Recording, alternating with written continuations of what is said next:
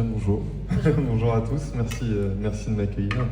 C'est vrai que ça fait déjà 5 ans qu'on se connaît quasiment, parce que tu es dans mon premier livre et il a commencé à être écrit en 2018, donc tu vois, ça commence à dater. Et ben moi, je suis donc aujourd'hui, je suis fondateur en fait d'une agence qui s'appelle Boost Conversion. Dans le métier justement, c'est d'aider les e-commerçants, les sites e-commerce au sens large, ça peut être des sites de génération de leads aussi, à, comme son nom l'indique, à booster la conversion, à rentabiliser un petit peu mieux les investissements en ads et à faire en sorte que vraiment de créer une expérience utilisateur qui soit tellement désirable que les gens ils aient pas envie de partir de ton site sans acheter et qu'ils aient vraiment envie d'acheter. Ça peut passer par plein de trucs, évidemment par l'UX design au sens large, ça peut être du copywriting, ça peut être justement de l'IA pour les aider à découvrir le bon produit pour qu'ils puissent l'acheter. Donc c'est vraiment un ensemble d'outils marketing au service évidemment de la marque, mais surtout au service du client, pour se dire, parce qu'en fait, il y a une data qui est intéressante. Il y a eu une grosse étude qui avait été faite, alors c'était aux États-Unis, mais je pense qu'on peut quand même, sur les grandes masses, s'en servir sur la France. Il y a à peu près 16% des gens qui viennent sur un site web qui veulent acheter. C'est rarement le taux de conversion des clients, qui est plutôt autour des 2%. Tu vois. Donc il y a des gens qui viennent sur un site web et qui repartent parce que vous n'avez pas été bon, mais ils étaient là pour acheter. Et ça, c'est un vrai sujet. Et ça, c'est mon sujet. C'est de faire en sorte que, tu vois, c'est 14% là, entre le... Parce que, c'est vrai, on parle toujours sur 100, mais évidemment, sur 100, les 100 vont pas acheter. Pour plein de raisons. Parce que c'est pas la bonne phase, ils sont pas encore prêts, ils n'ont pas les bonnes infos. Il peut y avoir plein de raisons. Par contre, il y en a 16 qui sont prêts à acheter. Et il n'y en a que 2 qui achètent. Et des fois, c'est moins. Donc, nous, notre job, il est d'aller chercher ces gens-là, d'aller leur dire on est la bonne solution, on est la bonne marque, on a le bon produit, on a la bonne expérience, tu peux nous faire confiance. Donc ça, c'est notre métier chez Boost Conversion. Et en fait, tu m'as ramené à il y a quelques années avec ce premier bouquin, parce que j'ai donc écrit un premier bouquin en 2019, qui est donc sur les DNVB, les Digital Native Vertical Brand. Donc il y a les Vampas à l'intérieur, il y a le pantalon aussi avec Manon qui est là. Les DNVB avaient un rêve qui était de vraiment réinventer l'expérience client au total en se passant des intermédiaires, en essayant de vendre directement via des communautés, que ce soit des communautés sur Instagram, maintenant sur TikTok ou partout, et en se disant on va créer une expérience folle, on va avoir des prix plus justes que nos gros concurrents qui eux passent souvent par des retailers, etc. Et du coup on va réussir à faire un énorme business. C'était le cas il y a quelques années. C'est beaucoup plus compliqué aujourd'hui parce qu'il y a une telle abreuvation de marques, une telle abreuvation de contenu. Si vous ouvrez votre Instagram, vous en êtes témoin, quoi. C'est continu, quoi. Je sais pas si vous faites des compléments alimentaires ou du make-up. Il y a des milliers et même des dizaines de marques qui se créent tous les jours. Donc, moi, je reçois tous les jours des messages de gens j'aimerais bien avoir quelques conseils. Bon, j'en donne plus parce que de toute façon, tu vas tomber. Tu mets le matin à ton téléphone, tu as envie d'une lampe, toute la journée, tu as des lampes sur Instagram. Ouais, alors il y a ça, il y a beaucoup de fantasmes sur la voix. Ah, j'ai testé. Non, mais évidemment, mais il y a beaucoup de fantasmes parce qu'en fait, il y a plein d'autres éléments et justement, via beaucoup d'intelligence artificielle, parce que là on en parle depuis peu de temps, mais des Facebook, des Insta, des Google et tout, c'est dans leur ADN en fait. Google Ads, ça marche pas sans intelligence artificielle. L'algorithme Facebook ne marche pas sans intelligence artificielle. Et en fait, on se pense unique, mais on ne l'est pas du tout. Et donc, toi, ta lampe, en fait, c'est un chemin qui t'amène sur cette lampe. Tu as peut-être, il y a quelques temps, été voir de la déco. Il y a peut-être une copine qui t'a envoyé une photo sur Instagram en te disant « Regarde, elle est vachement cool ». Il y a peut-être qui fait qu'à un moment, il y a une lampe, tu vois. Et donc évidemment qu'il peut y avoir de l'écoute, mais c'est pas vraiment grâce à la voix et grâce à cette écoute-là, passive, tu vois, qui viendrait te fliquer, qu'ils arrivent à faire des trucs vraiment forts. Donc, et c'est aussi, justement, je pense que c'est hyper important de faire tomber ce genre de mythe Parce qu'en fait, ça nous met dans une position d'attentisme, en se disant « Ah, ils nous écoutent, ils nous proposent ». Non, en fait. Et c'est notre métier de marketeur, c'est d'aller chercher tous les signes faibles et de les traduire en information. Quand tu disais tout à l'heure, tu vois, la data pour la data ne sert à rien. La data n'a une utilité que si elle vous permet d'apprendre des choses sur vos clients et d'améliorer l'expérience client. C'est vraiment la clé de tout, et c'est ce qu'a voulu faire les DNVB, et c'est ce que doit faire une marque, c'est continuellement d'améliorer son expérience client. Et donc ça passe évidemment par plein de choses, par la compréhension, par tous ces touchpoints, donc non, faut faire attention à ces petits mythes.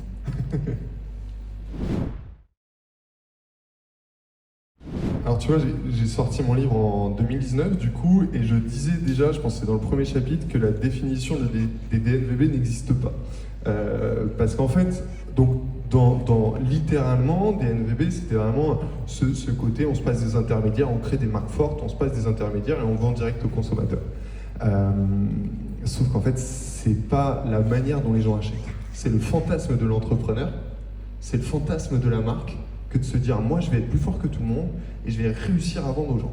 Oui, tu vas réussir à vendre à 100 personnes, à 1000 personnes, à 10 000 personnes. Mais tu ne réussiras pas à vendre à 100 000, à 1 million et à 10 000. Parce qu'en fait, les gens ne consomment pas comme ça. Tu vois, quand j'ai écrit le bouquin, à l'époque, il y avait 95% des achats qui se faisaient hors ligne. Alors ça a évolué depuis 2019, évidemment.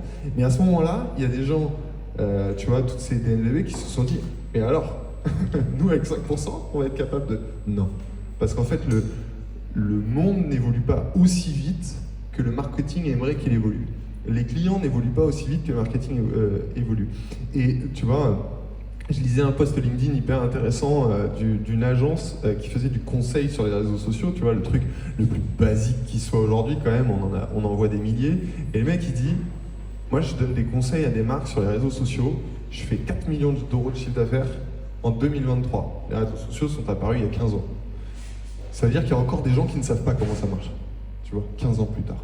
Il y a des marques importantes qui ne savent pas encore comment ça marche, parce qu'ils ne savent pas s'adapter, etc.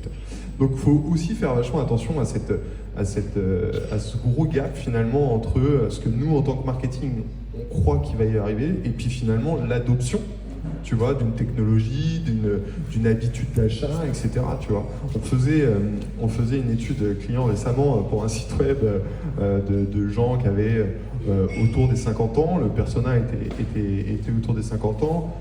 Je leur disais, est-ce que tu peux cliquer sur le bouton? Et à un moment, la personne qui faisait le test, elle me dit, mais la ligne là, c'était le CTA d'ajout au panier. Il y a encore, tu vois ce que je veux dire? Genre, il y a encore des gens qui... C'est pas si évident. Donc, il faut faire attention à ça, et c'est là-dessus que les DNVB se sont plantés. C'est parce qu'elles ont cru à leur fantasme, tu vois, les fondateurs ont cru à leur fantasme qu'ils allaient changer la manière de faire du business. Et en fait, c'est pas le cas. Elle évolue, mais c'est pas les marques qui font changer. Certaines, tu vois, tu vas prendre un abonnement pour ton rasoir sur Internet, chose que tu ne faisais pas parce que ça existe. Mais c'est epsilon, tu vois. Et puis surtout, et surtout, souvent, toutes ces technos, toutes ces inventions, tous ces nouveaux produits s'adressent à la même cible. Les trentenaires parisiens qui ont un peu de thunes, qui sont un peu bobos, qui sont véganes, qui sont machin, sauf qu'à un moment, eux, ils peuvent pas acheter tout le monde. Et surtout, ils sont très volatiles, et en plus de ça, ils sont aujourd'hui dans une forme de déconsommation. Tu vois, ah bah je veux acheter moins, je veux acheter mieux, je veux acheter machin, etc. Et sauf que toutes les marques veulent leur parler. Donc à un moment, c'est pas possible. Tu vois. Et donc c'est là où c'est hyper important, et je pense que c'est là où beaucoup de DNVB se sont plantés, parce que qu'est-ce qu'elles ont fait? En fait, c'est toujours aussi l'appel de l'or, quoi, tu vois, la chasse à l'or. C'est qu'il y a des marques comme la tienne, il ne faut pas l'oublier, qui était géniale, qui a inspiré plein de marques. Et en fait, qu'est-ce qui s'est passé? C'est qu'il y en a des dizaines et des dizaines qui ont fait exactement la même chose.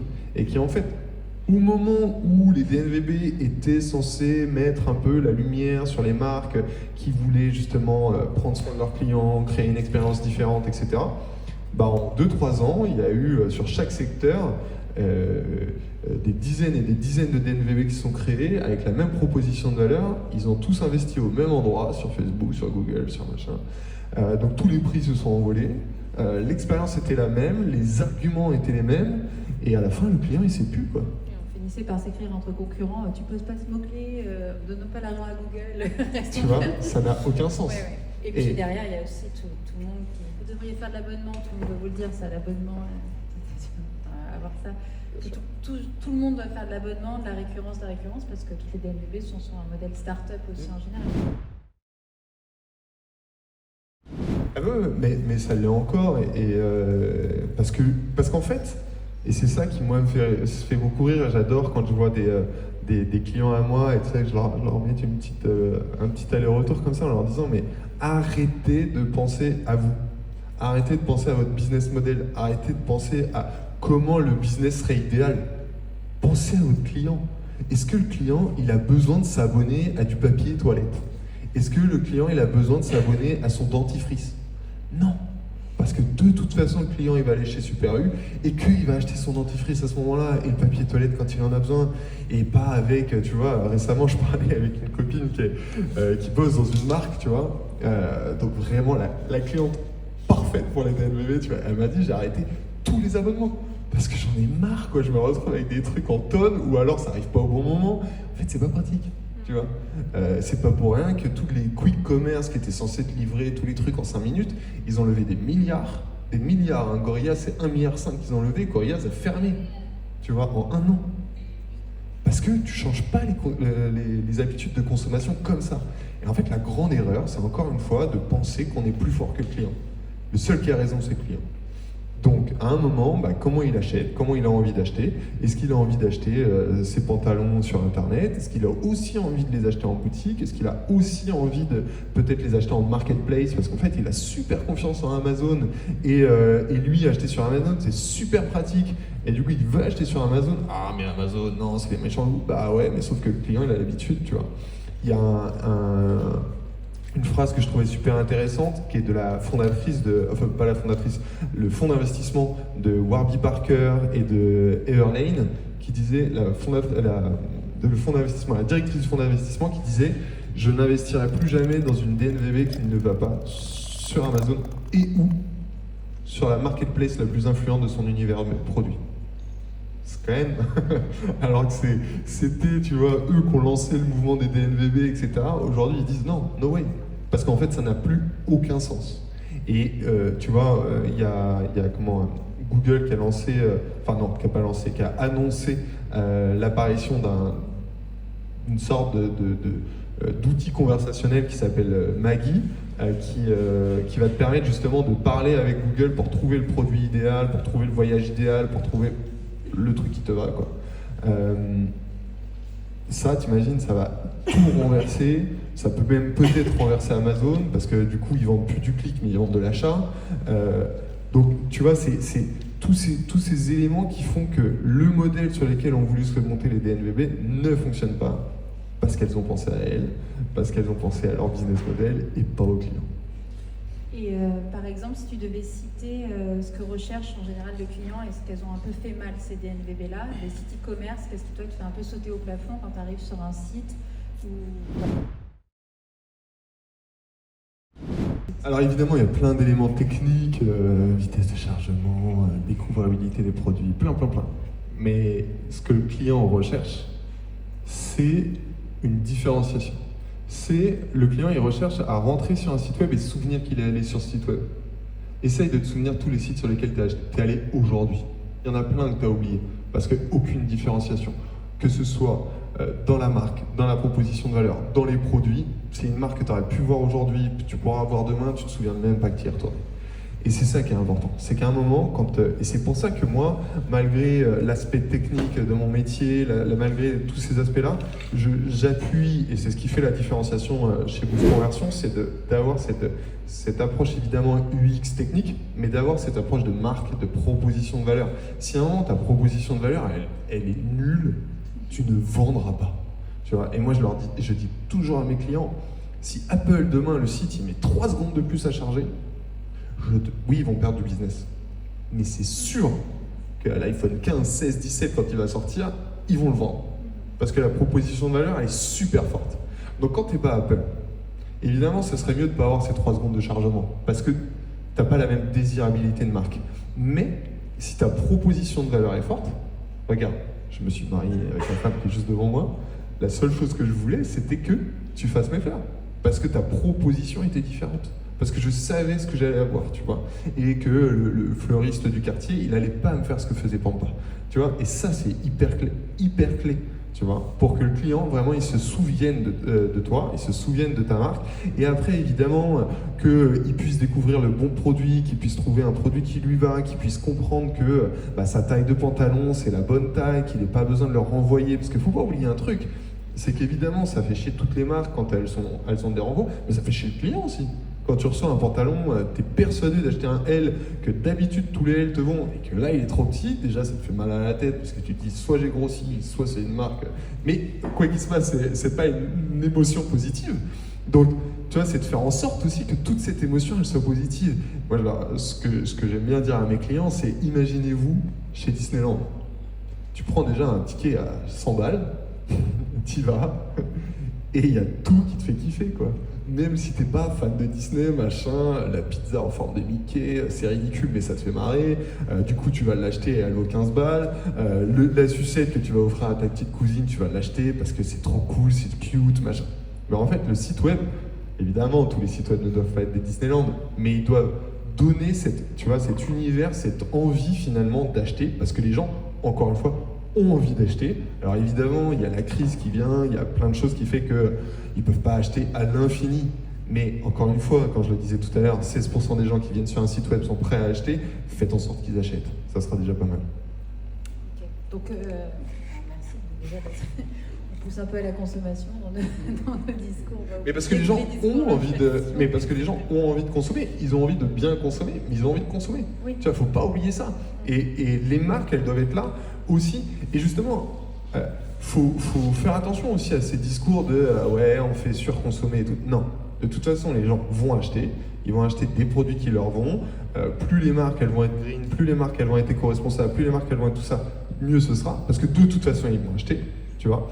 Et parce qu'aussi, l'achat est une façon pour nous tous d'exister. Selon comment tu t'habilles, selon comment tu te comportes, selon comment tu vas te maquiller, selon comment tu vas te coiffer, tu renvoies une image à quelqu'un. Donc tout ce que tu vas acheter va être important, tu vois. Donc c'est aussi une façon pour les clients de s'exprimer. Donc on pousse pas à la consommation. Les gens n'ont pas besoin de toi pour consommer, tu vois. Quoi qu'il se passe, ils vont consommer. Depuis la nuit des temps, on consomme. Donc oui, la pub peut influencer, on peut jouer sur des biais psychologiques, on peut faire plein de choses, tu vois. Là-dessus, j'ai pas de doute. Donc, tout n'est pas moral. Mais à la fin des fins, c'est soit ils consomment chez toi, soit ils consomment chez le concurrent. Donc, ok, on rentre dans le vif du sujet maintenant. L'intelligence artificielle, on en avait sûrement un peu avant. Et concrètement, c'est quoi sur le site e-commerce aujourd'hui? Comment c'est aujourd'hui? Et comment toi, tu l'imagines là, dans un futur assez immédiat? Aujourd'hui, c'est encore un peu tôt. Parce que les modèles d'intelligence artificielle sont encore en train de se développer. J'imagine que si vous êtes là, vous suivez un minimum ce qui se passe. Et en fait, c'est impossible de suivre ce qui se passe parce qu'en fait, il s'en passe trop. Et que tous les jours, il y a une nouvelle intelligence artificielle absolument révolutionnaire qui va absolument tout changer. Évidemment, c'est faux. Il y a un an, on avait la même chose avec le métavers. Tout allait être révolutionnaire. Et puis finalement, aujourd'hui, plus personne n'en parle. Alors, c'est très différent avec l'intelligence artificielle. Pour moi, l'intelligence artificielle, c'est la même révolution qu'Internet, tu vois. Genre, aujourd'hui, il n'y a plus personne qui se dirait « le monde sans Internet, c'était quand même vachement mieux », tu vois. Ça n'existe pas. Sauf quand on vit à la campagne et qu'on se dit « ah, regarde les jeunes, ils sont sur leur téléphone ». Mais c'est 0, je sais pas combien de pourcents de la population. L'intelligence artificielle, c'est exactement la même chose. Et pourquoi c'est différent par rapport au métavers? C'est qu'en fait, c'est utile pour le client. Le métavers, c'est pas utile pour le client, c'est un fantasme d'entrepreneur. Encore une fois, tu vois, ce fameux fantasme d'entrepreneur de faire changer les consommations. Non, les gens n'ont pas spécialement envie de se retrouver dans le métavers. Par contre, ils ont envie d'être là, ils ont envie d'acheter des trucs, ils ont envie de pouvoir trouver la bonne boisson, etc. etc. Tu vois, donc ça c'est un jeu. Donc l'intelligence artificielle aujourd'hui, dans le business, en fait, c'est surtout comment ça peut changer la façon de faire du shopping. Tu vois, si on se passe côté client. Aujourd'hui, ça peut être super galère. Tu veux aller à ta soirée samedi soir, tu veux une robe orange, un peu échancrée dans le dos, qui t'arrive au-dessus des genoux, qui machin, comment tu la trouves? tu vas galérer. Tu vas aller sur 25 sites, tu vas chercher dans tes filtres, dans tes machins. L'intelligence artificielle, elle te permet de rentrer exactement ce que tu recherches et elle va te la trouver. Tu vois, c'est ça la différence. L'intelligence artificielle, elle va savoir que toi, tu es plutôt fine, que tu es plutôt grande et que quand tu vas retourner sur un site, elle va te proposer exactement le produit qui est, ou en tout cas le range de produits qu'il te faut. L'intelligence artificielle, elle va apprendre de toi même ce que toi tu ne sais pas. Parce qu'en fait, elle va comprendre de toi des comportements et elle va savoir qu'il y a des milliers de gens qui ont exactement le même comportement que toi, donc tu vas faire exactement ça. C'est exactement pour ça qu'aujourd'hui, l'intelligence artificielle te pousse des pubs sur Facebook, sur Insta et autres, et que tu achètes. Parce qu'en fait, elle est bien ciblée, tu vois, cette pub. Et elle te dérange pas d'ailleurs. Les pubs qui te dérangent, c'est quand elles sont mal ciblées, tu vois. Et ça, c'est ça qui va changer dans l'intelligence artificielle. Donc, un des gros sujets, c'est évidemment la découvrabilité des produits, comme je l'ai expliqué, tu vois. Bah, le fameux Maggie de Google, si tu n'as plus besoin d'aller sur un site web, que tu chattes et que tu dis exactement ce que tu veux, qu'il te propose des trucs, tu lui dis non en fait je veux un truc plus sexy ou non je veux un truc plus bohème et qu'il te pousse des trucs et qu'en fait c'est quasiment tu vois comme si tu avais Karl Lagerfeld à côté de toi, tu vois, qui va te piler le bon produit parce qu'il va savoir exactement ce dont tu as besoin. C'est ça en fait l'intelligence artificielle. Donc c'est vraiment, tu vois, d'un point de vue client, c'est vraiment cette capacité à trouver ce que tu cherches. Ça, c'est hyper important. Tu pars en voyage demain, eh bien tu sais pas où partir, tu sais juste que tu veux pas qu'il fasse plus de 30 degrés parce que tu supportes pas quand il fait plus de 30 degrés, que tu es avec ton gosse, que tu aimes bien la mer quand même et que tu adores manger épicé. Et ben il est capable de te faire et que tu pars 7 jours. Ben, l'intelligence artificielle sera capable de te dire il faut que tu ailles là, parce qu'avec tel budget, il y a un vol qui part tel jour, tu peux aller dans tel hôtel et tu peux faire ça. En 5 secondes. Ça change tout. Oui, et tu avais une des punchlines qui, je trouvais, était très parlante, qui disait, c'était sur la LinkedIn, que dans le futur, un même site sera totalement différent d'une personne à l'autre, enfin, dans le futur très proche d'ailleurs. Mais c'est déjà le cas. Ouais. Si tu vas sur Amazon, par exemple, si on ouvre tous les deux Amazon, on n'a pas le même Amazon. Je pense que si on fait exactement la même recherche, on n'aura peut-être même pas le même produit. Tu vois, si tous les deux on tape robe orange, on n'a peut-être pas le même produit qui va apparaître. Parce que justement, il va savoir exactement qui on est. Et évidemment, demain, alors les sites de petites marques ont peu de produits, ça va être plus compliqué parce qu'évidemment, il n'y a pas le même rapport de découvrabilité et que c'est sûr que si tu vends 10 produits, c'est compliqué. Mais dès que tu vas en vendre beaucoup, en tout cas beaucoup plus que 10, il va y avoir cette capacité à créer des sites selon la typologie du client. Et ça, c'est super important, et c'est vrai, c'est ce que je disais tout le temps, ouvrons tous les deux Instagram, on aura un Instagram différent, bah demain on aura des sites web différents. Et il faut être très à l'aise avec ça, tu vois, il faut être très à l'aise avec ça, parce qu'en fait, et c'est là où la marque, elle va être importante, tu vois, parce qu'en fait, les gens, ils vont acheter aussi des valeurs de marque, ils vont acheter un univers de marque, ils vont acheter tout ça, et derrière, en fait, il va juste y avoir une façon, pour eux, ils vont même pas se dire ah, c'est l'intelligence artificielle, c'est juste, il va y avoir une sorte de chemin qui va s'ouvrir à eux et qui va correspondre vachement plus à ce qu'ils recherchent. Et au lieu d'aller sur la page 12 sur Asos, eh ben, tout ce que tu chercheras sera sur la première page parce qu'ils auront compris plus facilement ce que tu viens chercher. Mais du coup, entre ce que tu as dit tout à l'heure, quand on fait un site e-commerce, on va plutôt aller spotter rapidement Amazon et Marketplace. Et là, tu viens de citer Asos. En fait, c'est la Marketplace qui va tirer son épingle du jeu. Parce que moi, si ma profondeur de stock, c'est 10 références, mon AI, elle va pas être très très pertinente. Et puis déjà, à la base, c'était sur mon site, c'est que ma marque, je parle, quoi. Donc la Marketplace, c'est même incontournable si je crée un site aujourd'hui. Il y a zéro doute là-dessus. Et il y a zéro doute parce qu'en fait, la Marketplace, c'est super pratique pour le client. Tu vois, acheter sur Amazon, peu importe ce qu'on pense d'Amazon, il y a beaucoup de gens qui n'aiment pas Amazon, mais tous ceux qui aiment Amazon, ils adorent Amazon. Tu en as quelques-unes à nous citer, les marketplaces, toi, que tu spots en ce moment, qui sont justement pas forcément Amazon, des nouvelles, ou que ce soit de la fringue, ou peut-être de la déco, des objets. Alors, il y a marketplace et il y a revendeur, tu vois. Je pense à Sephora. Très très fort Sephora en termes d'intelligence artificielle. Tu es capable aujourd'hui de chatter avec une IA de conseils, etc., qui peut t'amener vers les bons produits, une IA qui peut te permettre de trouver exactement le teint tu vois, qu'il te faut par rapport à ta couleur, etc. Tu vois, Google vient de lancer avec Google Lens une option pour savoir exactement le teint de ta peau, si t'as si par exemple tu as de l'eczéma, exactement quel est ton type d'eczéma, etc.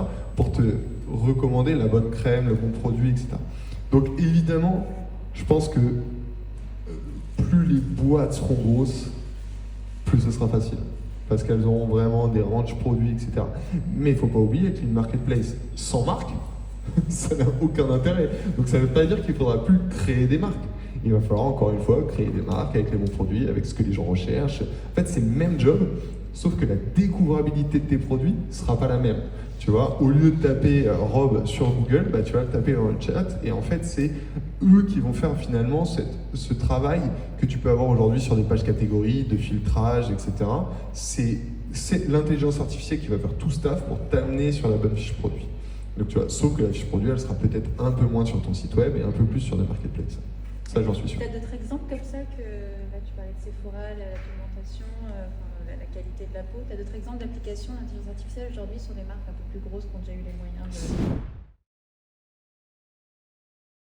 Tu vois là, j'ai parlé de ça récemment sur LinkedIn. Pareil, Google qui a lancé un outil qui te permet de découvrir exactement quelle est la taille du produit dont tu as besoin. Pas mal, parce qu'en fait, ils savent exactement, genre encore une fois, qui achète, quelle taille, etc., etc. Et avec ça, ils sont capables de te dire, bah toi, il te faut un 3XS ou un 3XL ou peu importe. Et tu vois, ça, c'est par exemple des outils qui vont être à la disposition des e-commerçants, qui vont pouvoir le mettre sur leur site, qui seront des outils, je pense, pas trop chers, parce que c'est pas le but de Google, le but c'est le volume, pour justement faciliter cette découvrabilité. Mais c'est vrai qu'encore une fois, aujourd'hui l'IA, ça coûte de l'argent à mettre en place malgré tout. C'est pas si simple. Il faut un bon range produit pour que ça soit vraiment efficace, au moins sur ces sujets-là de découvrabilité produit.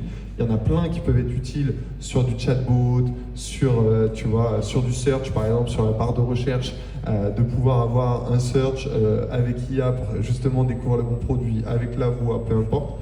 Ça peut être hyper utile même pour des sites plus petits. Mais c'est vrai que sur les petites marques aujourd'hui, on n'en voit pas des tas, ou alors l'utilité est quand même assez légère. Tu vois, je voyais Starbucks qui a lancé un truc, bon, c'est un chat un peu plus, tu vois, c'est gadget, c'est plus pour dire on est là, on s'en sert, etc. Mais tu vois, après il y a plein d'IA qui sont plutôt en back, tu vois aussi, qui vont permettre par exemple d'optimiser ta logistique. Nous on fait beaucoup d'A/B tests, il y a des IA aujourd'hui qui permettent, au lieu de faire 2 A/B tests, d'attendre des résultats, d'en lancer 150 en même temps, et en fait avec les comportements capables d'en créer, tu vois, capable d'en créer un et de te dire c'est cette version qui va plaire, et surtout c'est cette version qui plaît là, mais demain ça sera peut-être une autre. Donc tu vois, ça va être hyper utile pour justement être capable de proposer la bonne page, la bonne landing page, etc. Les IA évidemment de copywriting qui sont capables de raconter des histoires, qui sont capables de raconter tes produits, etc. que toi tu n'es peut-être pas capable de faire, parce que toutes les boîtes ne sont pas des copywriters, toutes les boîtes ne sont pas tout ça. Mais tu vois, t'as quelqu'un en face de moi qui travaille avec moi, qui travaille toute la journée sur l'IA. Il n'y a jamais eu aujourd'hui un test d'IA, même en copywriting, sur lequel on a été capable de le poster comme ça sans le retravailler. Tu vois, ça n'existe pas encore. Tu vois. Et tant mieux. Ça veut dire que tu vois, tous les messages de on va tous mourir, il n'y aura plus de travail, tu vois, c'est pas vrai, tu vois, c'est pas vrai. Après, sur le début d'un site e-commerce, on peut aussi faire fake it until you make it, comme Jam au début, c'est la révolution du chat qui va répondre alors que c'est pas un humain derrière, alors que derrière, en fait, il y avait plein d'humains. Donc ça peut être un peu en termes d'acquisition, la blague sur la personnalisation et le faire soi-même, en attendant de se former au wagon. Mais tu vois, quand tu dis le chat, super intéressant de se dire, aujourd'hui, tu as des chatbots qui sont quand même limités, les gens les utilisent pas tant. Tu vois, là, nous, on a découvert une boîte là, qui s'appelle Passmonk, qui est une boîte allemande. C'est assez intéressant parce qu'en fait, selon, et tu le vois, selon comment ta souris elle bouge, selon ce que le client fait, etc., ils sont capables de découvrir dans quel étape du parcours client le client est. Est-ce qu'il est plutôt prêt à acheter? Est-ce qu'il est plutôt prêt à partir? Est-ce qu'il est encore en recherche d'informations? Est-ce qu'il est... Tu vois? Et du coup, tu es capable de lui pousser soit via des encarts, tu vois, comme un peu publicitaire sur ton site, où tu vas venir lui pousser, je sais pas, un quiz, tu vas venir lui pousser une documentation, tu vas venir lui pousser une remise, tu vas venir... Et ben ça, tu vois, ça c'est en train de changer les choses, et ça, t'as pas besoin d'être un site qui fait des millions de visites pour pouvoir le mettre en place, parce que, encore une fois, là on arrive à créer finalement des comportements, justement via le comportement, quoi, tu vois, et ça c'est super utile, parce qu'encore une fois, tu fais gagner du temps à ton client, et du coup tu augmentes indéniablement la possibilité qu'ils convertissent. Oui, c'est comme Uber quand on prend Uber, on peut avoir un portable chacun et voir que le prix prend 10 € si on n'a plus de batterie. Ça, c'est de l'IA depuis le début, en fait. C'est pas que de l'IA, c'est juste la logique, tu vois. C'est juste, tu sais que tu vas pas être en train de chercher partout, donc ça, c'est du marketing. C'est quoi? Surtout du marketing, ouais. Bah ouais, c'est juste du marketing, c'est du biais psychologique. Tu vois, t'as plus de batterie, tu payes. T'es pressé, tu payes. Et c'est logique en même temps, hein, c'est le jeu du business. Hein. Alors, on continue dans la pratique. J'avais cru voir que tu avais rédigé une palette d'outils utiles justement pour appliquer, merci pour le son, pour appliquer l'IA sur son site. Donc, est-ce que tu peux nous en dresser justement? Il y en a 8, c'est ça? Ah bah il y en a, ouais, alors là j'en avais mis 8, mais déjà je vous encourage à aller télécharger ces palettes qui sont offertes sur notre site boostconversion.fr, il y en a plein, donc si vous voulez faire du CRO, donc de l'optimisation de la conversion, avoir des tips sur comment on utilise GA4 aussi pour bien connaître la donnée, comment on fait plein de choses, je vous encourage à aller dessus. On bosse à fond dans cette volonté de give first, quoi, tu vois. Dagan, il ne sert quasiment qu'à ça, qu'à créer du contenu gratuit à donner pour justement pour aider en fait. Parce que nous, on ne pourra pas accompagner tout le monde. On est déjà débordé, on ne peut pas accompagner tout le monde. Donc il y a une vraie volonté de donner d'abord. Donc allez voir dessus. Mais oui, il y a plein de sujets. Par exemple, le pricing. Aujourd'hui, quel est le bon prix de ton produit? C'est difficile. Et peut-être que le bon prix de ton produit, il n'est pas le même tout le temps. Il y a des gens qui seront plus à l'aise, enfin qui auront un profil plus à même à acheter avec une remise, d'autres qui vont payer au plein prix. Et bien là, ton comportement va être capable de te pousser ou pas une remise. Ton comportement va être capable de te pousser ou pas un petit cadeau. Parce que tu sais qu'il y a des biais psychologiques sur certaines personnes qui vont plus ou moins fonctionner. Ça, c'est super intéressant, tu vois. Nous, c'est quelque chose qu'on fait souvent. Tu vas tester un prix hyper utile. Parce que souvent, qu'est-ce que tu fais? Tu prends ton prix à toi, encore une fois, en tant que marque, puis tu te dis, c'est quoi la marge moyenne? Allez, c'est 70%. Boum. Ah, bah, ça fait 49,90 €. Très bien. Et en fait, ça se trouve, le bon prix, il est 69,90 €. Et tu ne le testeras pas parce que c'est pas le prix que toi tu imagines. Et ça, c'est intéressant, tu vois. Sur des lancements produits, par exemple, super intéressant de se dire, tiens, je vais aller tester le prix. Encore une fois, la personnalisation. Qu'est-ce que je suis capable de faire? Qu'est-ce que je suis pas capable de faire? Donc ça, c'est super important. Il peut y avoir comme je le disais, de la B-test, tu vois. En fait, c'est cette capacité à multiplier les actions que tu devrais faire par toi-même qui n'est pas possible. La data, aller chercher de la data aujourd'hui sur un site web, c'est compliqué. Aujourd'hui, il y a des intelligences artificielles sur lesquelles tu peux poser des questions à ta propre data. Tu vois, c'est génial. Parce que ça veut dire que, alors je ne vais pas dire qu'il y a certaines formations du wagon qui seront moins utiles, parce que c'est pas le cas, parce que c'est toujours super important aussi de comprendre ce qui se passe. Mais tu vois, il y a aujourd'hui pas mal d'IA qui sont en train de se développer, qui sont encore au début, mais sur lesquels ils sont capables de se plugger sur ton site. Et si tu lui dis quel est le produit qui reçoit le plus de visites mais qui convertit le moins, ils sont capables de te le dire en 3 secondes, tu vois. Comment je peux l'optimiser? Ils sont capables de te dire, ah, peut-être que le prix est pas le bon. Ça, c'est formidable, tu vois, genre, ça fait gagner un temps de ouf, et du coup, ça va vous permettre quoi? De vous focaliser sur la marque, les messages, la différenciation, la qualité des produits, la qualité de l'expérience générale, etc., etc., tu vois. Il y a un gros sujet de logistique aussi, par exemple. Il y a un gros sujet, l'IA, par exemple, gros sujet de commande. Tu vois, comment je fais mes achats? Qu'est-ce que je peux prévoir? toi, il y a des trucs, tu vois, hier, je parlais avec une grosse marque, le mec, il me disait, bah là, je suis en plein rush parce que je dois faire les achats pour le site web, on doit faire 15 millions cette année, qu'est-ce que j'achète, quoi, tu vois, dans ma propre marque. L'IA est capable de t'aider là-dessus. Pourquoi? Parce qu'elle est capable de prédire justement des tendances aussi de consommation, elle est capable de s'adapter à pas mal de choses. Ça, c'est génial, quoi, tu vois, genre plein de choses comme ça qui vont vraiment permettre, encore une fois, de faciliter le métier du marketeur, parce que pas facile de savoir exactement ce qui va se passer, ce que tu dois acheter, etc.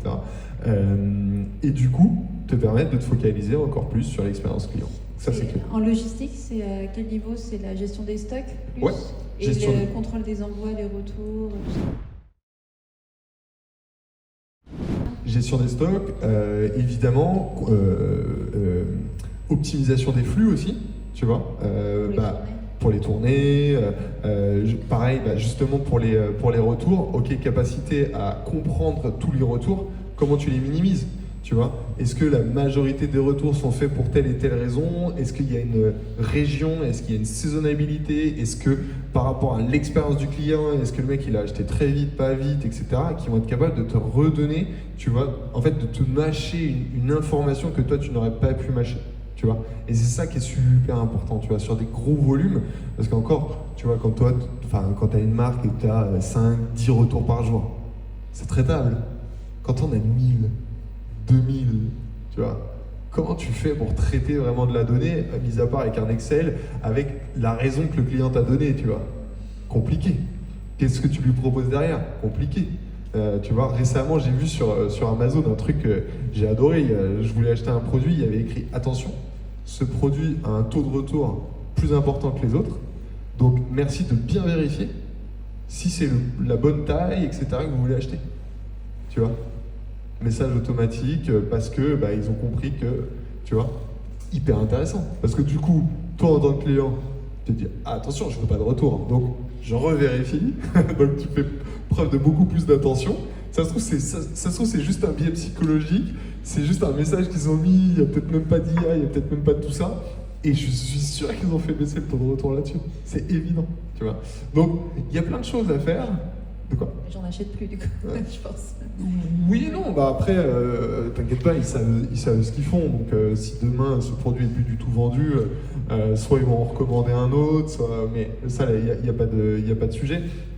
Il y a aussi une capacité, tu vois, avec l'IA, de comprendre ce que font les clients, tu vois, quand tu as une masse d'informations, par exemple d'avis, la capacité d'écouter ce qui se passe sur ta marque, sur le web en général, d'en ressortir des insights, tu vois, nous, tout simplement, aujourd'hui, et ça c'est génial, on est capable de rentrer, tu vois, des avis clients qui se retrouvent partout sur le web et lui dire c'est quoi les 5 top raisons de pourquoi les gens achètent, les 5 pires raisons de leur insatisfaction, boum, ça te donne des insights de « Ah j'ai adoré ça, j'ai détesté ça ». Donc ça te permet de retravailler encore une fois ton expérience, ça te permet de retravailler ton copywriting, ça te permet de retravailler tes ads. Parce que tu vois, si tout le monde dit j'ai adoré, je sais pas, le service le service client, les conseils, etc., boum, c'est un élément que tu remets tout en haut. Et en fait, c'est comme ça qu'il faut le considérer. C'est pour ça qu'il ne faut pas considérer l'intelligence artificielle comme une fin, mais vraiment comme un moyen de vous améliorer au fur et à mesure. Là, c'est un peu une intervention personnelle, mais c'est toujours ce qui me enfin, parce que finalement, on laisse tout est pattern et on laisse peu de place à la fantaisie, au hasard, même pas du tout. On considère que le nombre, le volume fait loi et donc c'est ça qu'on doit suivre. Et là, je vais parler pour moi, mais chez Polka, on avait peur à un moment que si on montait en volume et que même on allait voir des gros fonds d'investissement, ils allaient me dire qu'est-ce qui fonctionne? C'est le bouquet pastel, un peu comme les bergamotes, tout serré, tout bien, tout propre. Ils font des super bouquets bergamotes, on était très copains, pas de problème. Mais parce que nous, on aimait faire un bouquet qui parfois allait être détesté par la moitié de nos clients, mais qui la semaine d'après, ils aimeront quand même. Et on sait pourquoi ils le détestent, parce qu'on a mélangé du jaune, du bleu avec du rose, et puis on a vraiment, ils peuvent pas ça. Mais c'est ce qui faisait notre côté aussi un peu pirate, quoi, un peu. Et c'est ce qui de manière non mesurable, qui est pas dans la data, mais qui donne un rapport affectif à la marque, parce qu'on était capable un peu de leur dire tant pis si vous aimez pas ces contrastes là, c'est comme ça, Mais c'est bold et c'est sympa et ça fait mode presque, parce que quand on regarde on n'était pas à ce niveau-là, mais quand on regarde un défilé de mode, parfois c'est quoi cette horreur? Mais on sait que c'est de la mode, donc c'est stylé. Et est-ce qu'il n'y a pas un peu ce danger, je mets les pieds dans le plat, mais de lisser, parce que tu vas parler, ça compte marque, expérience de marque, mais si on suit que la data, on lisse, on standardise et puis on suit le troupeau, quoi. C'est exactement pour ça que dans notre agence, on a défini vraiment le CRO comme de l'UX et du branding. C'est qu'à un moment, qu'est-ce que tu vas raconter? La différenciation. Toi, la data, elle aurait certainement pu te permettre de savoir exactement qui veut ce fameux bouquet jaune, bleu et rose. Et ça, t'aurais bien aimé quand même. Tu vois? Parce qu'en fait, t'aurais pu en vendre beaucoup plus à ceux qui avaient de l'intérêt pour ça. Tu vois? Et encore une fois, et c'est la conclusion de ce livre, et je suis assez content parce que j'ai écrit en 2019 et qu'elle est plutôt pas mal aujourd'hui, c'est de se dire, en fait, il y a des modèles dans lesquels on a la sensation qu'il faut faire entrer sa marque, tu vois, de fonds d'investissement, de trucs, de machin. Du coup, il faut lever beaucoup d'argent, il faut standardiser, il faut trucs, etc. Et je pense que c'est une vraie connerie. Parce que des gens, quand ils étaient capables d'entendre ce discours, il y en a plein. La difficulté, c'est de les trouver, mais il y en a plein. Qui croient dans ça, il y en a plein. Et qui auraient su aussi peut-être calibrer ton business par rapport à ton marché. Parce qu'en fait, ton marché, peut-être qu'il n'était pas sur tous les gens qui aiment les fleurs, mais sur une partie des gens qui aiment les fleurs. Et du coup, si tu avais réussi à créer ce marché-là et à y rester, et peut-être que ta boîte, elle n'aurait pas fait 500 employés, 15 millions ou 100 millions de chiffre d'affaires, etc. Mais 4 millions, tu aurais pu être heureuse d'avoir une belle marque, rentrer chez toi le soir et être heureuse, tu vois, parce que justement, tu n'aurais pas travesti ce que tu voulais être. Et moi, c'est un truc que j'adore dire. D'ailleurs, putain, instant promo. Le mec est trop fort. C'est exactement pour ça que j'ai écrit mon deuxième bouquin, l'Ikigai de marque. En fait, le premier, je parlais des DNVB et je décryptais le modèle.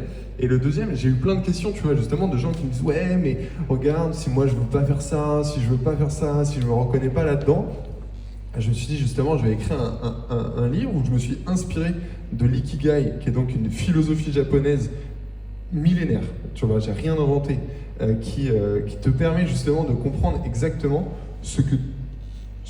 en quoi tu es bon, ce que tu aimes et ce qui a vraiment de l'intérêt pour les autres. Ce qui est quand même important, tu vois. Parce que si tu fais un truc que tu aimes et que personne d'autre n'aime, ça n'a pas de sens, tu vois.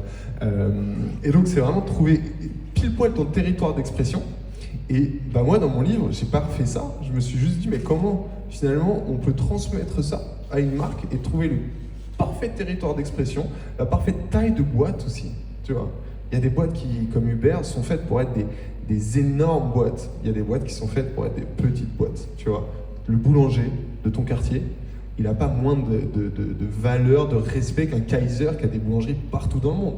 Chacun son business, chacun sa façon de voir les choses. Et il y a des boulangers qui ne seront pas capables parce qu'ils ne veulent pas industrialiser, parce que, tu vois, la dernière fois, je parlais à La Rochelle, j'ai rencontré un glacier qui me dit, bah, moi, je ne peux pas ouvrir plein de glaciers, j'en ai 4, je peux pas en ouvrir plus, parce qu'en fait, là où je me fournis en matière première, bah, j'ai pas plus. Et du coup, vu que je veux cette qualité, bah, je ferai pas plus. Trop bien. Moi, je trouve ça génial. Tu vois, le mec, il est droit dans ses bottes, droit dans ses valeurs. Il s'est pas laissé faire par viens, on en fait 40, alors que sa glacerie était full, tu vois. Non, parce qu'à un moment, il y a des vérités de business, il y a des vérités de marché, et qu'il faut pas vouloir rentrer dans le modèle de quelqu'un d'autre, rentrer dans des modèles. Tu vois, le pantalon, c'est une super boîte. Je sais pas combien ils font de chiffre d'affaires aujourd'hui. Ils ont 3-4 boutiques. 3 boutiques, le site web, etc. Mais peut-être que leur marché n'est pas d'avoir 45 boutiques, tu vois. Et c'est pas grave. Et regarde, il y a des gens qui arrivent à en vivre, les fondateurs, ils doivent être contents, enfin, tu vois. Donc ça, c'est super important, de trouver la boîte qui vous correspond, la boîte dans laquelle vous allez être investi et la boîte dans laquelle vous allez pouvoir faire vivre votre personnalité et la marque que vous avez envie de faire vivre.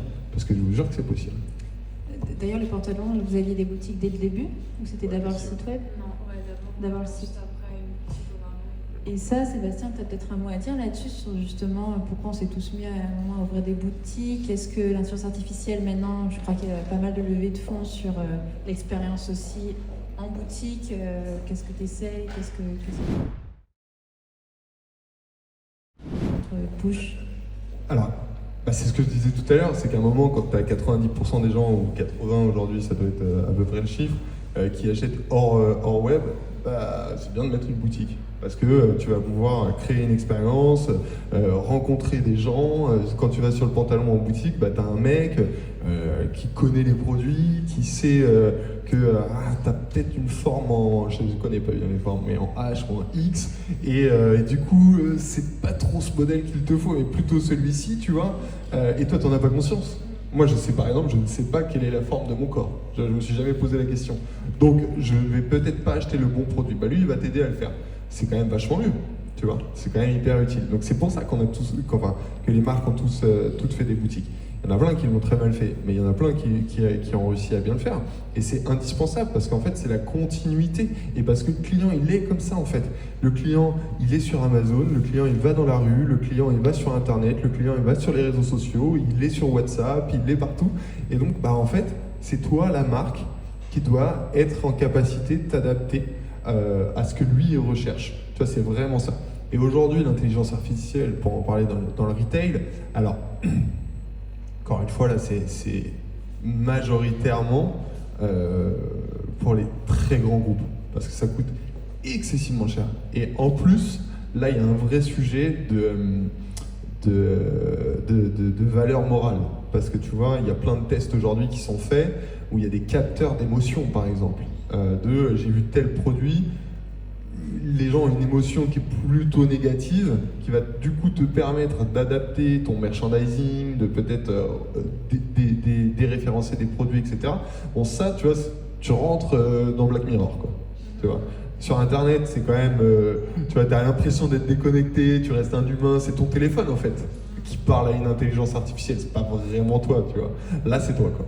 C'est ton émotion, c'est tout ça. Et en même temps, à la fin des fins, si tu penses expérience client, le client il va ne voir que des produits qu'il pourrait aimer. Après, c'est toujours cette, tu vois, ce vrai sujet de découvrabilité. Tu vois, ça me fait penser à Colette. Tu vois, quand tu allais chez Colette, tu savais pas ce que tu allais trouver. Et puis il y a des trucs que tu adorais, des trucs que tu détestais, mais tu étais content de les avoir vus les uns avec les autres. Parce que ça te permettait aussi finalement de faire tes propres avis, tes propres goûts. Mais en fait, c'est exactement le même modèle que ce qu'on a pu reprocher aux réseaux sociaux, principalement à Facebook, de nous enfermer dans des bulles. Parce qu'en fait, vu que tu likes toujours la même chose, on va te mettre dans une bulle dans laquelle tu vas aimer tout ce que tu vas voir. Et ça nous pousse vers ça, tu vois. Et là où il va falloir justement amener cet équilibre, c'est de se dire comment finalement j'arrive à ne pas faire tomber les gens dans une caricature d'eux-mêmes et laisser une forme de libre arbitre, de découvrabilité, tout ça, parce qu'en fait on n'aura pas le temps, tu vois, comme aujourd'hui sur les réseaux sociaux et tout, on a tous des journées qui sont overbookées, etc. On n'a pas le temps de se dire, ok, est-ce que tout ce que je vois, je peux le critiquer, qu'est-ce que pensent les autres, et c'est pour ça d'ailleurs qu'on voyage. Quand on part ailleurs, c'est parce qu'on découvre des cultures, on découvre des façons de penser, etc. Et c'est ça qui nous excite dans le voyage. Et le problème, c'est qu'aujourd'hui, chez nous, on ne voyage plus. Parce qu'en fait, on vit dans une sorte de microcosme total, parce que ça nous enferme dans ça. Donc, et ça, là, c'est plus des sujets philosophiques et de valeurs et de vision aussi de ce qu'on a envie de faire de ce monde. C'est pas moi qui vais trouver la réponse tout seul. Je te remercie. Est-ce que tu... Merci parce qu'on est parti sur des sujets très, très vastes, très différents. Est-ce que tu as une petite conclusion avant qu'on passe aux questions-réponses et moi j'arrête de te poser des questions, je suis sûre que vous en avez.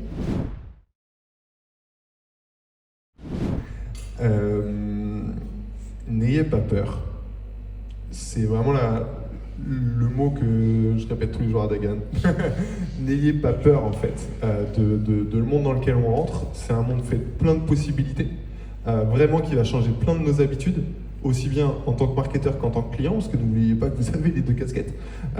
Donc il y a une expérience de travail et une expérience de vie qui va être bouleversée. Mais c'est pas grave, acceptez-la. Ne tombez pas dans la peur des messages aussi qui disent que dans 6 mois, il n'y a plus personne qui travaille, qu'on va tous être remplacés par des robots et des intelligences artificielles, parce que ce n'est pas vrai. Tu vois, encore ce matin, on voyait un article avec Dagan qui nous disait que d'un point de vue capacité de stockage, d'information, etc., en fait, on n'était pas encore capable de fournir assez de serveurs et tout pour l'intelligence artificielle à l'échelle où on imagine qu'elle pourrait aller. Donc techniquement, on a déjà des limites là-dessus.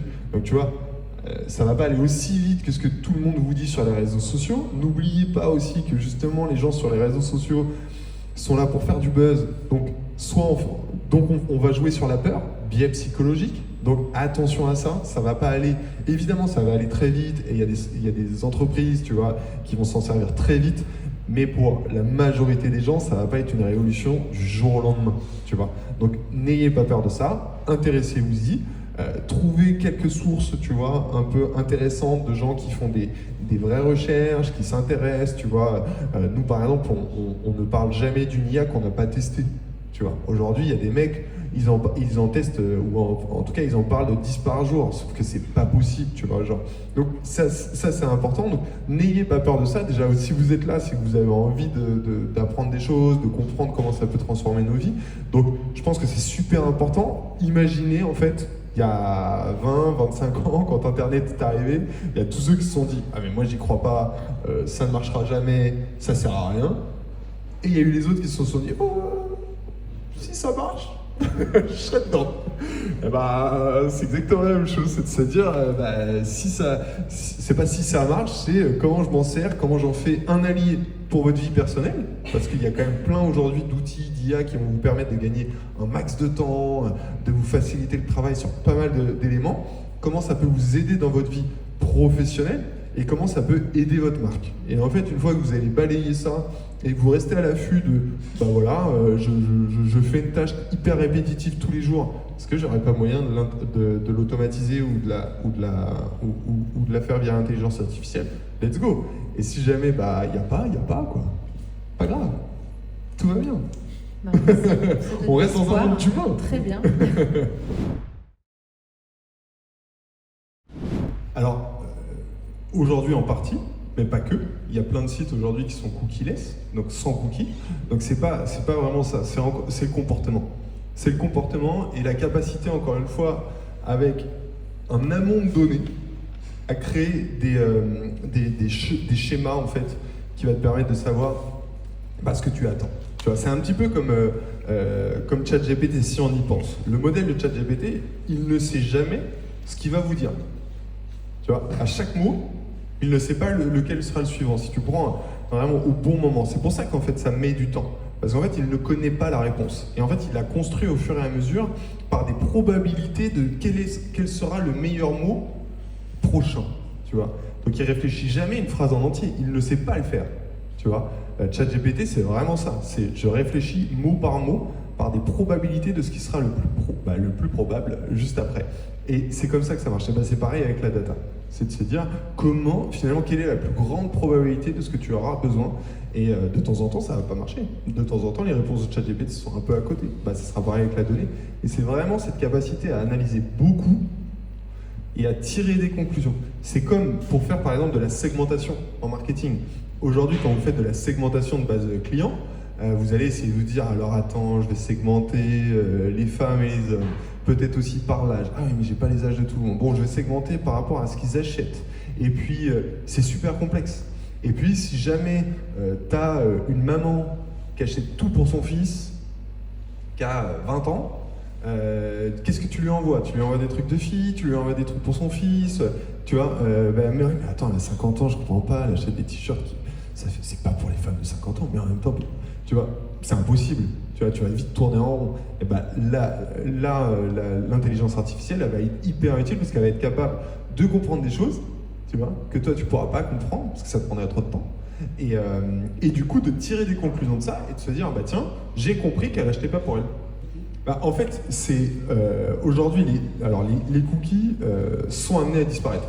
Tu vois, il y aura de moins en moins de sites, bien sûr. En fait, pourquoi? Parce que ça fait chier tout le monde, parce que personne ne veut, tu vois. Par contre, toute l'information générale en fait que tu vas finalement donner, et surtout tout ce qu'ils vont comprendre au fur et à mesure. Et puis après, je pense que là-dessus, la RGPD va aussi vachement évoluer. Et je suis pas encore devin et je dirais pas de bêtises là-dessus, mais ça va vraiment évoluer sur aussi la capacité, enfin le partage d'informations entre sites, tu vois. Et c'est ce qui aujourd'hui fait que Google Analytics 4 est un peu en danger, etc. Parce qu'en fait, ils n'ont plus le droit de partager de l'information, même dans des outils internes, parce que c'est d'autres sociétés, donc avec Google Ads, donc tu vois, ils sont en... Je pense qu'il y a une révolution là qui va y avoir sur toute la partie cookie, et sincèrement que je ne connais pas assez encore. Elle-même. En fait, c'est que les programmateurs vont lui donner des ordres, tu vois, et elle va les suivre, et en fait, elle va se nourrir de l'ensemble des informations que l'on va lui donner.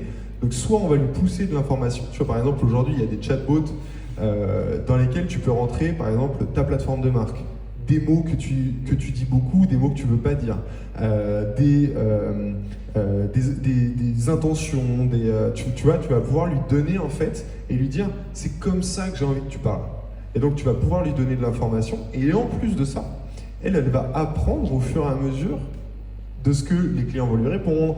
Quand elle va lui dire ça, la réponse la plus probable c'est ça, etc., etc. Donc en fait elle se nourrit de ce que tu vas lui donner, donc de ce que les ingénieurs lui donnent ou les marketeurs, et de l'ensemble des informations qu'elle va pouvoir récupérer. Et après, tu vois, on va pouvoir potentiellement, sur la personnalisation sur un site web, on peut lui dire « merci de regarder la météo ». Tu vois, de t'adapter aussi à la météo du jour et aussi, surtout, de l'endroit où est le client. Et tu vois, par exemple, ça c'est Leroy Merlin qui le fait déjà, qui est capable de te pousser sur la homepage du site.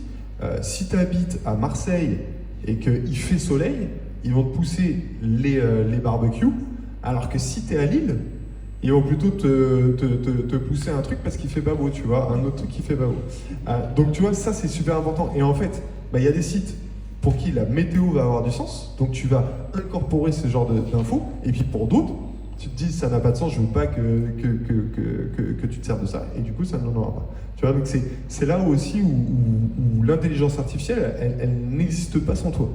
Tu vois, ou en tout cas, elle peut, mais il faut l'alimenter. Il faut l'alimenter et il faut lui donner des règles. Ouais, il faut lui donner des règles, sinon elle ne sait pas quoi faire. Il y avait une marque, le rosé posé, tu pouvais acheter des bouteilles de rosé que s'il faisait au moins 21 degrés. Là où t'es. Ouais. En marketing, c'est quand même stylé. Mais d'ailleurs, je fais une petite parenthèse. Au wagon, au bout des 9 semaines, on a ce qui s'appelle le démodé.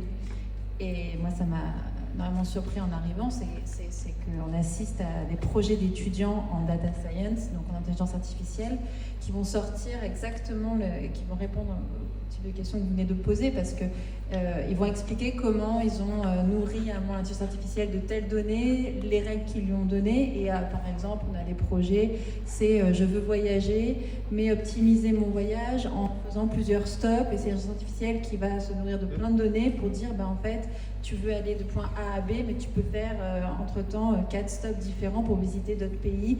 Et c'était complètement fou. En 2 semaines, ça a été acclamé. Et vous pouvez assister. Et ça, je pense qu'à la liste, on vous fera un email d'information. Et je vous enverrai les prochaines dates de démodé. Et vous pouvez, vous, en tant qu'entrepreneur dans l'e-commerce, il y a beaucoup d'e-commerce qui sort en général, venir assister, même si c'est 1 heure, et voir ce que c'est réellement des ingénieurs qui sont en train de développer des modèles d'intelligence artificielle. Et comment ça peut s'appliquer, parce que ça va vous donner des idées. Eux, c'est pas des... Il y en a, mais ils ne sont pas là pour réfléchir à un business, c'est des ingénieurs. Donc voilà, il y a peut-être des rencontres aussi à faire, et vraiment, je vous invite à être curieux là-dessus, parce que moi, ça m'a fasciné en arrivant au wagon. C'est le meilleur moyen de trouver un cofondateur, complètement. un peu tech. Oui, et puis même, c'est des juniors, donc qui veut pratiquer. Il y a peut-être des challenges aussi à à leur soumettre. Il y en a, ils sont prêts à travailler sur des challenges juste après la formation. Et tu vois, par exemple, un truc qui fonctionne très bien avec l'intelligence artificielle, c'est tous ces quiz un peu sur les sites web, les sites e-commerce pour trouver, tu vois, le produit parfait pour ta peau, pour tout ça. Parce qu'en fait, pareil, c'est capable de traiter une information telle que toi, tu vas créer ton modèle, tu vois, et tu dis, ah bah si tu réponds là A, puis oui, puis non, puis oui, je te propose ces 3 produits. Mais est-ce que tu vas être capable, quand tu as moins de 10 employés, de dire, ah oui, donc j'ai proposé ces 3 produits. Sur ces 3 produits, il y a 36 fois, ils ont cliqué sur ce produit-là. Seulement, il n'y en a que 4 qui l'ont acheté. Donc, d'un point de vue data, c'est quand même pas dingue. Donc, peut-être que c'est pas le bon produit. Tu vois, t'es pas capable de faire ça parce que si tu as plein de branches et que tu veux faire un truc vraiment stylé, c'est trop difficile, tu vois. Bah là, l'intelligence artificielle, elle sera capable d'apprendre au fur et à mesure. Donc, au début, elle ne sera pas parfaite. Et puis, plus le temps va passer, plus elle aura des bonnes réponses.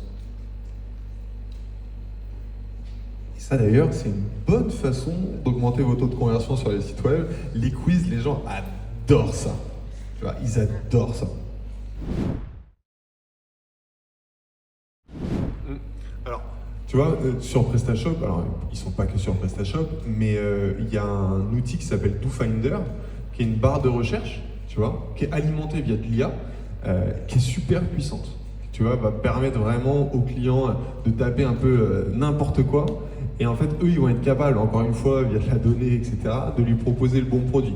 Si le gars, il tape un truc vraiment mal orthographié, par exemple, l'IA sera capable de savoir exactement ce qu'il recherche. Alors que tu vois, la première version de DoFinder que j'ai dû installer sur un site, genre en 2017, quelque chose comme ça, tu vas lui dire, bah voilà, s'il tape ça, je veux que tu lui présentes ça, mais s'il oublie le S, tu vois, je veux que tu lui présentes ça. Pour le mot t-shirt, celui qui écrit juste le T et shirt, celui qui écrit 2 E, celui qui met un tiret, tu vois, il fallait penser à tout ça. Aujourd'hui, ça se fait tout seul, et du coup, c'est pratique. Donc tu vois, par exemple, DoFinder, ça coûte, je crois, 39 € par mois, quelque chose comme ça. Ça, c'est vraiment abordable pour n'importe qui. Et quand ta barre de recherche, elle a du sens sur ton site web, là, ça a du sens. Et d'ailleurs, tu peux la mettre plus ou moins en avant selon si tu as des bonnes réponses ou pas sur ton site. Tu vois, la capacité, par exemple, à mettre des sous-titres sur des vidéos, si tu dois, par exemple, produire un max de vidéos sur tes réseaux sociaux ou quoi que ce soit, capacité à mettre des sous-titres, il y a des IA pour ça. Capacité à faire du montage automatique, il y a des IA pour ça. Et ça, tu vois, c'est des petites choses qui coûtent pas grand-chose, justement, et qui vont te permettre par exemple, de multiplier le contenu. Dagan pourra vous dire quelle IA il utilise pour faire notre newsletter. Où en fait, boum, ça structure en newsletter, après tu retravailles un peu, mais ça te fait gagner un temps de dingue, tu vois. Donc c'est comme ça qu'il faut le voir aussi. C'est, encore une fois, tu te dis, prends des cas simples. Qu'est-ce qui me fait perdre du temps dans la journée? Ou en tout cas, où est-ce que je passe beaucoup de temps pour un retour qui soit pas suffisant? Et ben là, tu regardes et tu vas trouver des trucs, hein, tu vois. Il y a plein de gens qui testent plein de choses. Alors tout ne va pas super bien marcher, mais encore une fois, ne pensez pas méga projet, tu vois. Pensez utilité, soit pour vous, soit pour le client, tu vois. Un chatbot, selon ton site, selon ce que tu vends, etc. Est-ce que les gens vont plutôt vers le chatbot? Est-ce que c'est difficile à choisir et que du coup, ça peut avoir du sens? Un quiz, tu vois, qui serait alimenté parce que tu as 50 produits et que c'est difficile de s'y retrouver. Et tu vois, c'est ce genre d'outils, ça coûte franchement pas très cher, tu vois. Tous ces outils que je te cite, c'est moins de 100 € par mois, c'est sûr. Et tu vas pouvoir déjà faire des choses, tu vois. Et tu vas pouvoir, encore une fois, améliorer ton expérience, tu vas pouvoir faire des tests. Parce que ça reste le métier aussi ça reste notre métier aussi de tester des choses, voir ce qui marche. Il y a des choses qui vont fonctionner, d'autres qui vont pas fonctionner. Il y a des gens pour qui la barre de recherche c'est hyper utile, pour d'autres ça n'a pas un grand sens. Tu vois, je pense que sur Pampa ça aurait pas eu un sens de dingue. Bon tu vois, faut pas perdre de temps là-dessus.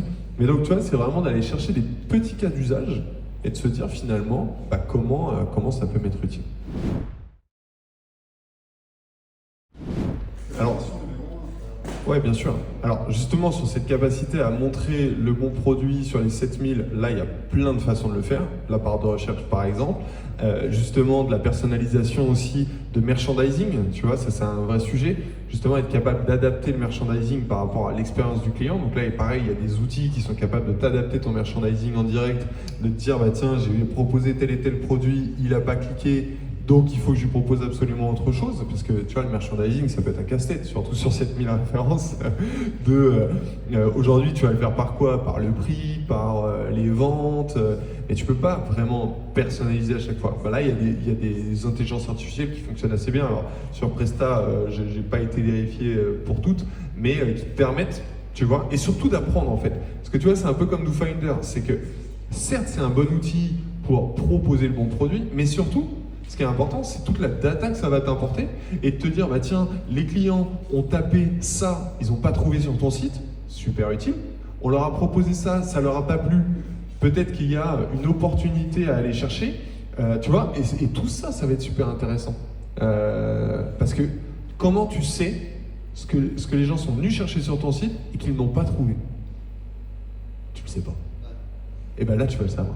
Tu vois, et ça, c'est intéressant. Donc, tu vois, c'est aussi ça, c'est de se dire, il y a des outils qui vont évidemment améliorer ton expérience, mais surtout, qui doivent t'améliorer la compréhension de ton business et de ce que tu ne sais pas en fait. C'est pour ça aussi, quand je disais tout à l'heure, ça va pas tout renverser en 3 jours, c'est qu'en fait, la plupart des gens qui doivent ou qui devraient le mettre en place n'ont pas le temps de le mettre en place.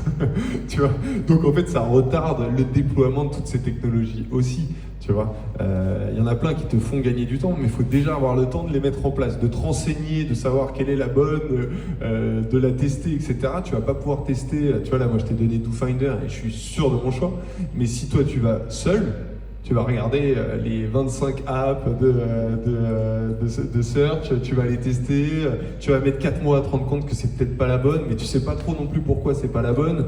Tu vois, donc, en fait, c'est tout ce temps-là qui va prendre du temps. Et donc dans ce cas, faut pas hésiter justement à aller vers des gens qui savent, qui ont testé. Ça peut faire gagner quand même pas mal de temps. Mais donc je pense que c'est vraiment ça, c'est vraiment de se dire, bah tiens, comment je peux récupérer plus d'informations, et je t'ai donné quelques exemples. Tu vois, je pense que justement, là, ça serait considérer l'IA comme un but plutôt que d'un moyen, tu vois. Et l'IA, ça ne reste qu'un outil pour te permettre de faire des choses que tu ne sais pas faire à l'échelle. Là, ta question, c'est de savoir qui sont tes clients. C'est pas l'IA qui va te répondre, c'est toi, c'est tes produits, c'est de parler de ton projet, c'est d'aller chercher, de parler de ton projet à des gens, de tester, de voir comment ça réagit, de tester des messages, de voir comment ça réagit, de vraiment d'aller finalement comprendre, encore une fois, de parler d'humain à humain, tu vois, genre à un moment, si tu lances, peu importe le produit, est-ce qu'il y a des gens qui en veulent, tu vois, avant même de lancer, est-ce qu'il y a des gens qui en veulent, est-ce qu'il y a des gens qui sont prêts à payer pour ça? Tu vois, parce que s'il y a des gens qui en veulent et qui sont pas prêts à payer, parce que des gens qui vont dire oh, génial ton projet. Et quand il faut sortir la carte bleue, bizarrement il n'y a plus personne. Donc tu vois, il faut faire attention aussi à ça. Donc il n'y a pas de recette miracle. À un moment, il n'y a pas de raccourci dans la vie, tu vois. Genre, tu vas te prendre des murs, tu vas tester, tu vas te dire bah tiens, mon persona type, encore une fois, il a 35 ans, il vit à Paris. En fait non. Il est plutôt en province, il a plutôt 45. Et puis, tu vois, il n'est pas trop sur les réseaux sociaux. Et puis, en fait, tu vas cartonner en faisant pas du porte-à-porte, des réunions comme Tupperware, etc. Tu vois, genre, je sais pas, parce que je sais pas ce que tu vends, mais eh ben, il faut aller, tu vas faire des choses, tester, rencontrer, etc. Il n'y a pas de recette miracle, tu vois. C'est pas l'IA qui va te permettre de trouver ton persona pile alors que ton produit, il n'a pas rencontré. Parce qu'en fait, l'IA, il va apprendre. En fait, il va être capable de tirer des conclusions et de tirer des personas une fois qu'il aura eu plein de clients et plein de non-clients. Mais avant, il ne saura pas te dire, tu vois. Bah, en fait, tu vas pouvoir envoyer des mails, voir qui ouvre les mails, est-ce qu'il y a un profil parmi ces gens qui ouvrent les mails. Mais tu vois, pareil, tu as une base de données, c'est quoi? C'est des adresses email. À quel IA tu vas donner un email pour qu'il arrive à tirer et comprendre qui sont ces gens. Tu vois, c'est société la Fnac et que tu as, je sais pas, 20 millions de mails de tous les Français, et que tu sais exactement ce qu'ils sont venus chez toi, ils ont acheté des trucs, tout le monde connaît la Fnac, etc. Là, c'est facile, quand tu démarres de zéro. C'est pas l'IA qui va répondre à ton problème. Après, sans avoir produit, il y a la précommande. Ouais. Beaucoup de gens testent comme ça, précommande, et si on arrive à passer 200 précommandes, là on lance. Ça se fait de plus en plus dans la mode, et ça cartonne. Parce qu'en fait, on n'est pas si pressé que ça parfois de commander un pantalon et de l'avoir dans 2 jours. Pourquoi? Il n'y a plus de raison. Ouais. Bah, par exemple, marketing automation, c'est de dire j'ai un client, il s'inscrit à la newsletter, je lui envoie un mail de bienvenue. 3 jours après, je lui envoie un mail pour lui présenter la marque. 6 jours après, je lui envoie un mail pour lui présenter les produits, etc. etc. Marketing automation, automatiser des tâches. L'IA qui vient en fait se plugger sur des outils de marketing automation, et d'ailleurs il y a plein d'outils de marketing automation qui rajoutent de l'IA, selon la brique, tu vois, il y en a, ça va être, je vais proposer le bon produit au client parce que j'ai compris un petit peu qui il était et donc je ne vais pas proposer le même produit. Je vais le relancer potentiellement à un moment où il a plus l'habitude d'ouvrir ses mails. Je vais, tu vois, et en fait c'est là où l'intelligence artificielle va pouvoir être meilleure parce que le marketing automation, souvent c'est toi qui vas lui donner des règles, tu vois, et l'IA, elle va pouvoir créer ses propres règles par rapport à ce qu'elle a compris. C'est la différence. Ouais, c'est ce que je disais tout à l'heure, c'est qu'en magasin, en fait, ça coûte tellement d'argent à déployer que ça va mettre énormément de temps pour que ça soit vraiment utile. Après, il y a un vrai sujet, en magasin, il y a un vrai gros sujet, mis à part la logistique, mis à part tout ça, tu vois. Tu vois, je voyais là, justement, Sephora font des tests où ils arrivent à savoir qui rentre dans le magasin, mais de façon personnelle, tu vois, de savoir, exactement, de savoir par la reconnaissance faciale qui est rentré dans le magasin, c'est un client habituel, et tu vois, là c'est des tests, hein, c'est pas en magasin, c'est des tests qu'ils font, où ils sont capables de reconnaître le client qui aurait préalablement accepté qu'on puisse le reconnaître, tu vois. Donc avant de dire tu vois, à la caisse, est-ce que vous voulez bien qu'on prenne votre empreinte faciale pour qu'on puisse vous reconnaître? Si vous passez la porte, vous acceptez nos conditions générales. Mais tu vois, en Chine, aujourd'hui, tu es capable de payer avec ta main. Parce qu'en fait, si tu acceptes, mais bon, il n'y a pas trop le choix, si tu... Voilà. En fait, ils reconnaissent ton empreinte, et sans même poser ton doigt, tu mets ta main au-dessus d'un capteur et ça permet de payer. Extraordinaire. Tu vois, d'un point de vue usabilité, génial. Mais après, qui a la donnée? Qu'est-ce qu'on en fait? Et si on te coupe la main? Et si... Enfin, j'en sais rien, tu vois. Jusqu'où ça va? Donc, tu vois, c'est tous ces sujets-là qui vont être... et pareil, qui vont pas se développer à la même vitesse dans tous les pays. Parce que, à un moment, il va y avoir, tu vois... des pays qui vont se dire non, on met le frein là-dessus, on va pas aller là-dedans, et d'autres qui vont se dire non, on y va à fond, quoi, tu vois, parce qu'on va pouvoir faire ce qu'on veut. Donc en magasin, ça va être ça aussi, quoi, tu vois, il va y avoir des pays qui vont aller très loin, et encore une fois, ça coûte un pognon dingue, tu vois, donc sinon c'est pas des choses accessible. amusantes, genre t'essayes une fringue sans la passer, je crois, des choses comme ça avec un écran. Ouais, bien sûr. Alors ça va se développer à fond, tu vois. C'est l'entertainment. En fait, tu vois, tu vas arriver dans une boutique, tu vois, tu peux arriver, et ça existe déjà dans certaines boutiques, dans la cabine d'essayage, tu te mets face à la cabine d'essayage, on va pouvoir te dire qu'est-ce qui t'irait bien parce qu'on comprend ton corps, tu vois, tu vas pouvoir lui dire, tiens, je cherche une robe, on va pouvoir t'aider. Donc ça, c'est de l'entertainment, ça va être utile, tu vois, et ça va se développer. Mais encore une fois, ça coûte pour le moment beaucoup d'argent.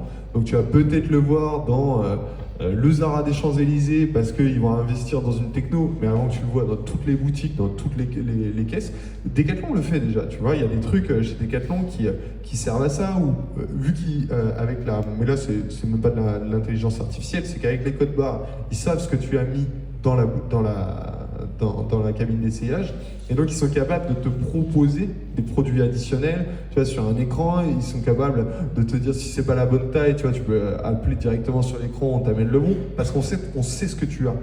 c'est pas de l'intelligence artificielle, mais tu vois, il va y avoir des trucs dans ce sens-là de recommandation par rapport à ce que tu as acheté, à quoi tu ressembles, à ce que tu recherches. Pareil, il fait beau dehors, il fait pas beau dehors, tu vois. Mais ça coûte tellement d'argent que ça va mettre du temps. Ok, bah on va terminer sur sur ce beau avenir. Merci Sébastien. Merci.